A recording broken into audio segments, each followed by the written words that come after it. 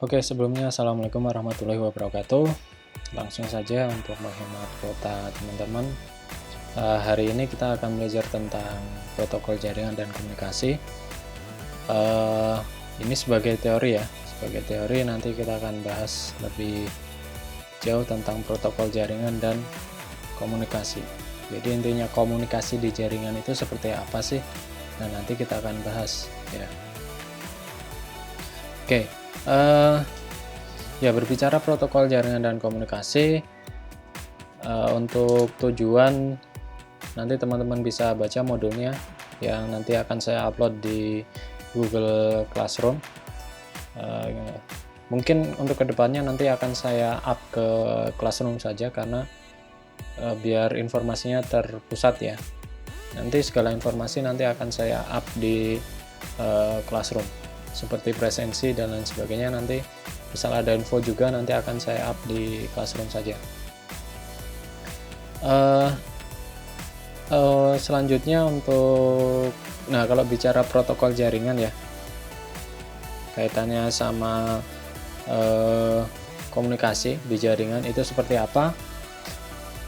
Sebelum masuk ke komunikasi dalam jaringan, jadi apa yang dimaksud dengan komunikasi?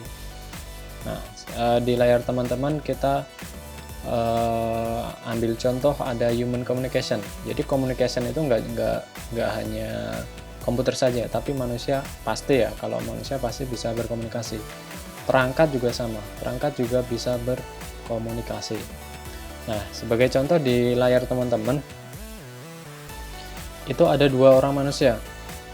Ya, human ya jelas. Di sana ada.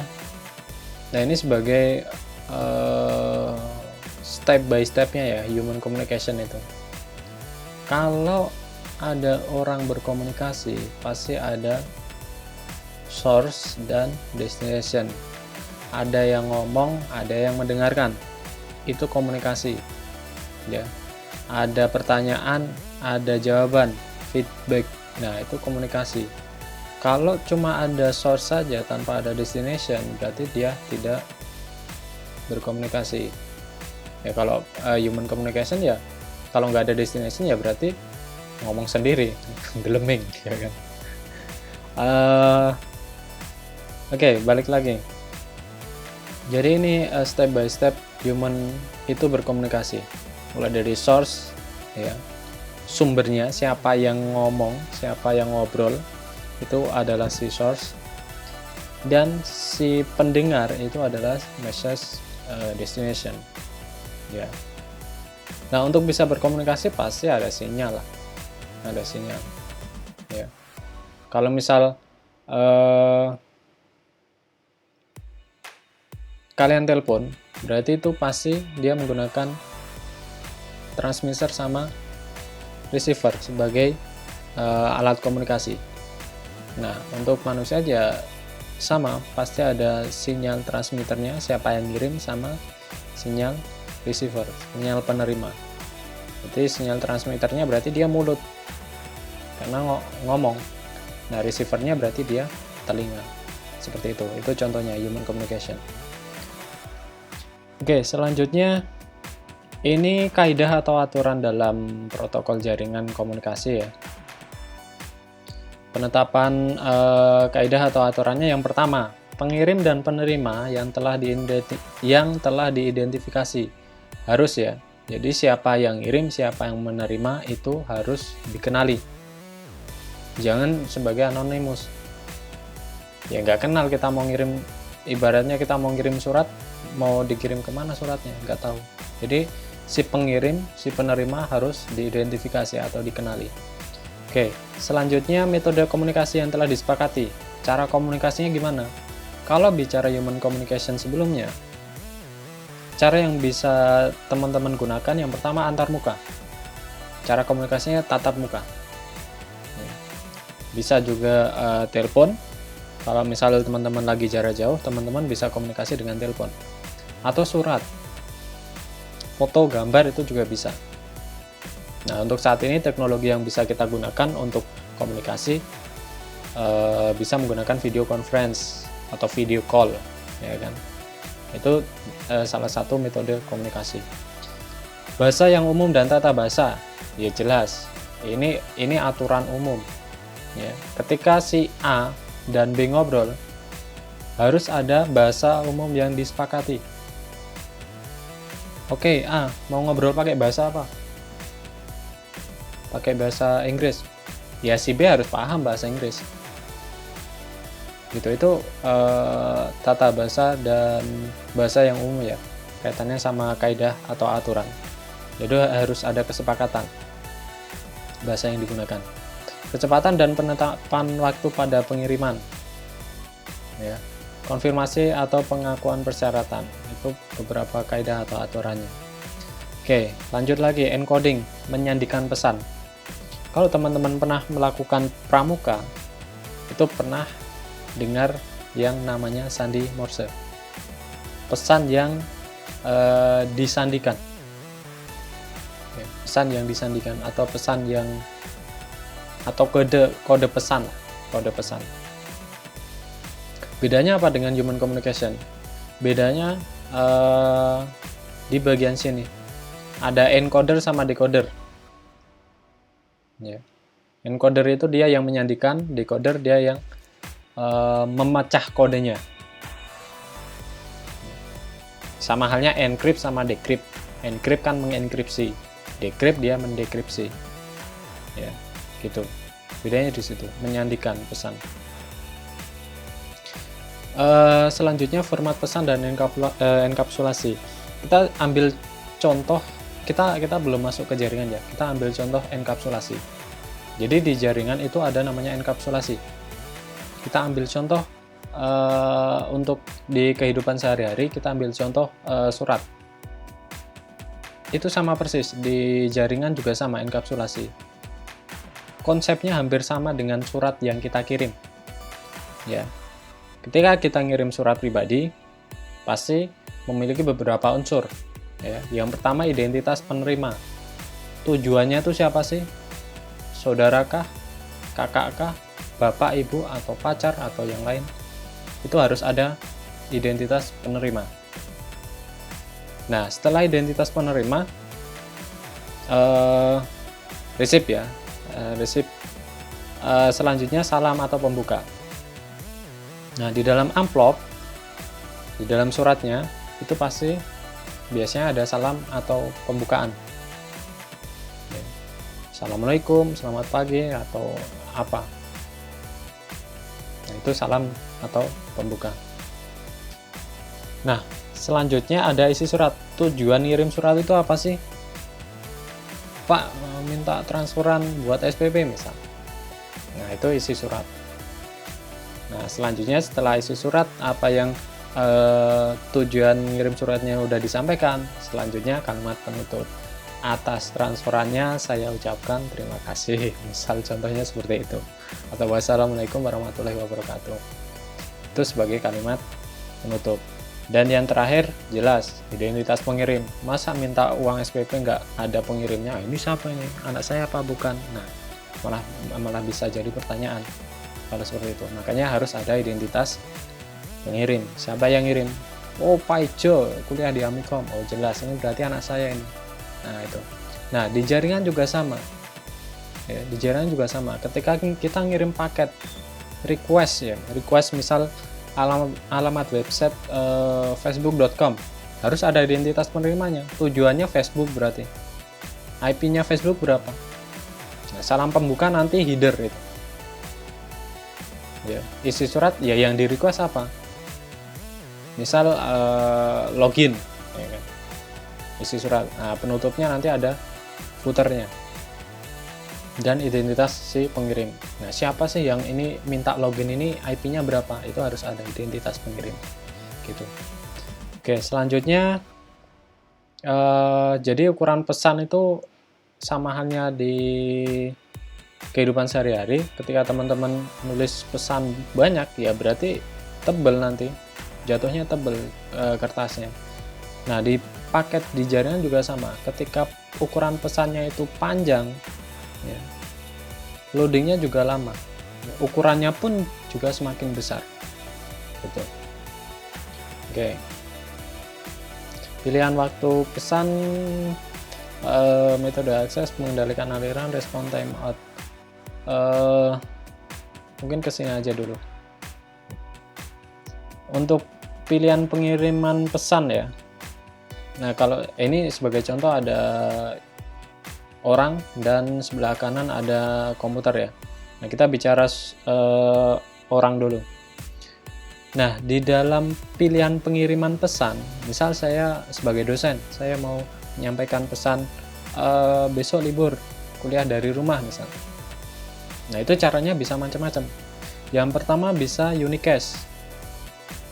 Kalau unicast berarti saya komunikasi dengan satu orang, misal ketua kelas.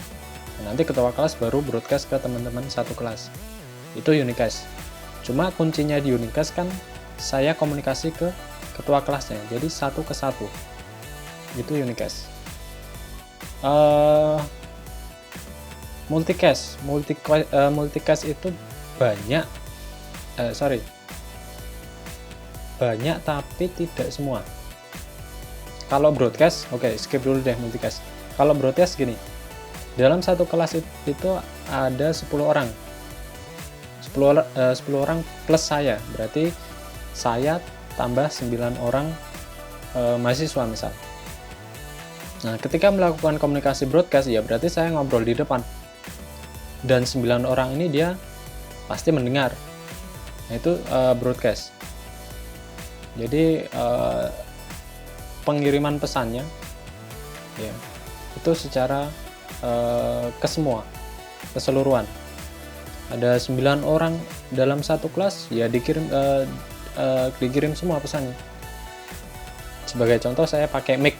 Nah, itu kan berarti broadcast dia. Gitu contohnya. Itu broadcast. Nah, kalau multicast itu, kalau tadi kita asumsikan 10 orang ya dalam satu kelas. Satu dosen, 9 mahasiswa. Berarti kalau broadcast itu satu dosen ngomong, 9 orang dengerin. Itu broadcast. Nah, kalau multicast, satu dosen ngomong, kan sisanya 9 ya.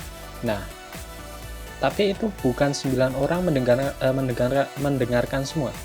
Tapi hanya sebagian. Ya, hanya sebagian. Tapi jelas lebih dari satu. Kalau satu nanti maksudnya unicast. Bisa 2 atau 4 atau 5.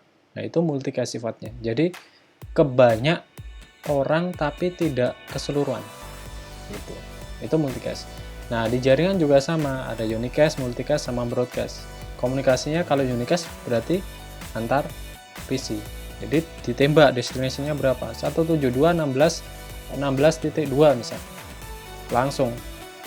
Jadi langsung ditembak IP destination-nya. Kalau multicast ya tadi kebanyak tapi tidak semuanya. Kalau broadcast jelas keseluruhan. Nah, itu contohnya. Oke, selanjutnya protokol jaringan, bagaimana format atau struktur pesan, perangkat jaringan berbagi informasi, kapan pesan kesalahan sistem. Nah, nanti bahas setelah ini. Protokol interaksi. Nah, protokol interaksi itu bisa macam-macam. Ya. Yang pertama, application protocol. Itu teman-teman bisa, salah satu contohnya dia adalah Hypertext Transfer Protocol, HTTP. Dia protokol juga ini HTTP.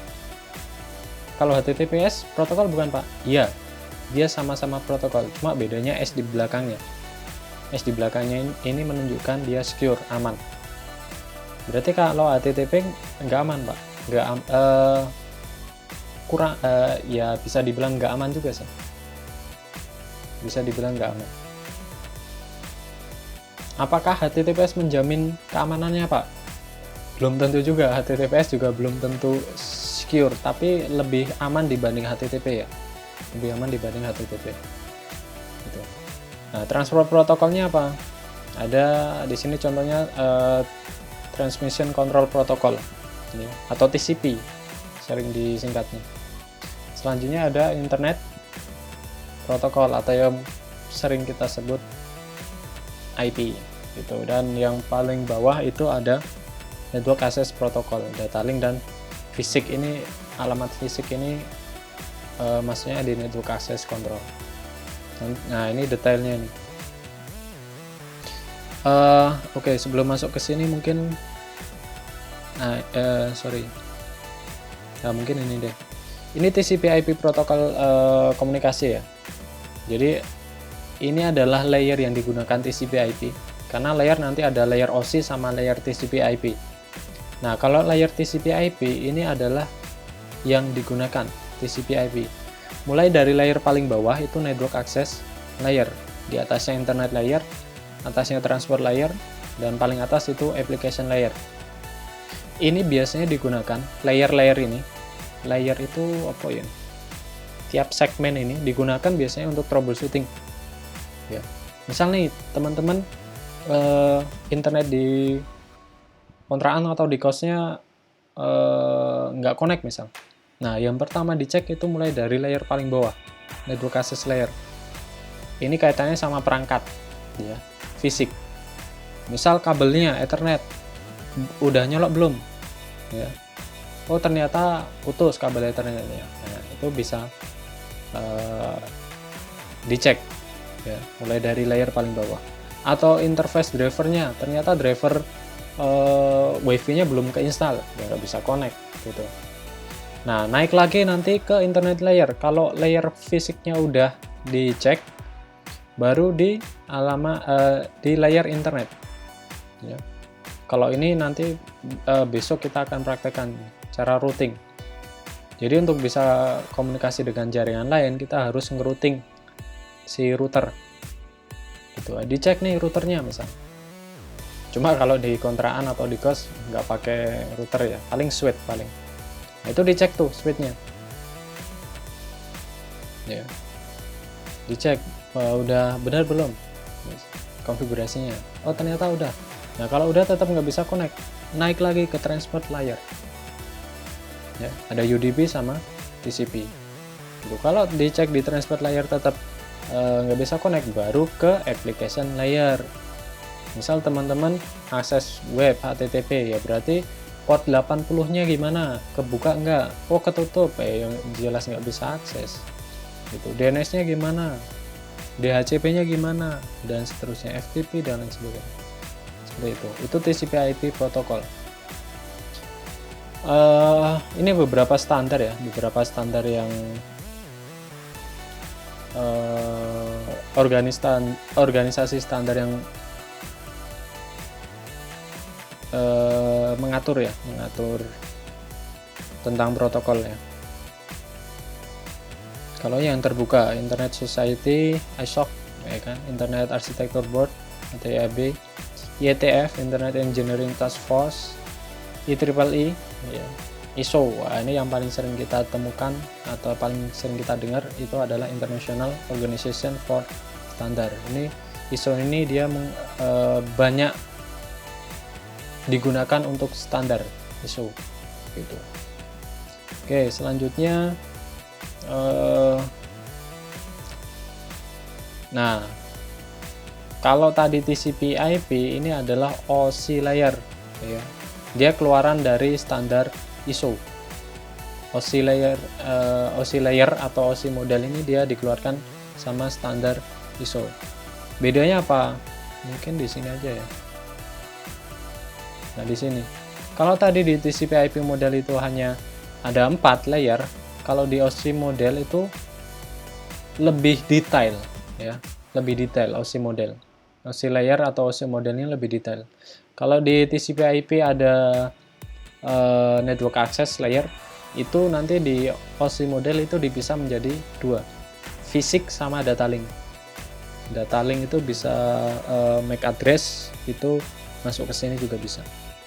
Fisik, internet sama ya, network kalau di OSI, transport juga sama. Nah, di application itu kalau di OSI dipecah lagi jadi 3, ada session, presentation, sama aplikasi. Nah, sessionnya dicek, misal teman-teman mau menggunakan OSI model buat troubleshooting, sessionnya dicek bener nggak, ya. Presentationnya gimana, aplikasinya gimana, gitu. Oke, selanjutnya protokol data unit ini adalah data yang dienkapsulasi ya, yang dikirim. Itu namanya PDU, protokol data unit. Enkapsulasi, dekapsulasi, ya sama halnya teman-teman kirim surat. Kirim surat itu kan dibungkus ya. Nah, itu bungkus surat itu dia enkapsulasi. Enkapsulasi. Sorry, backsoundnya horor. Oke, protokol data unit ya tadi. Enkapsulasi tadi, udah hilang backsoundnya. Enkapsulasi ya sama halnya teman-teman kirim surat. Apa yang terjadi ketika teman-teman kirim surat tidak dienkapsulasi, tidak dikasih amplop? Ya bisa dibaca gitu. Nah, di jaringan juga sama. Ketika teman-teman ngirim data dari si klien ngirim ke web, itu harus dienkapsulasi. Ya. Biar kenapa? Ya biar nggak dibaca orang. Yang terjadi ketika paket itu tidak dienkapsulasi, di tengah jalan dibajak orang, ya orang yang membajak itu bakal tahu kalian itu akses apa gitu. Itu enkapsulasi. Dekapsulasi ya dipecah ya, dipecah. Jadi kalau tadi dibungkus ya pakai amplop, berarti ini dibuka nih amplopnya. Nah, itu proses dekapsulasi. Oke. Alamat jaringan, sumber, tujuan jelas ya. Data link sumber sama tujuan juga sama.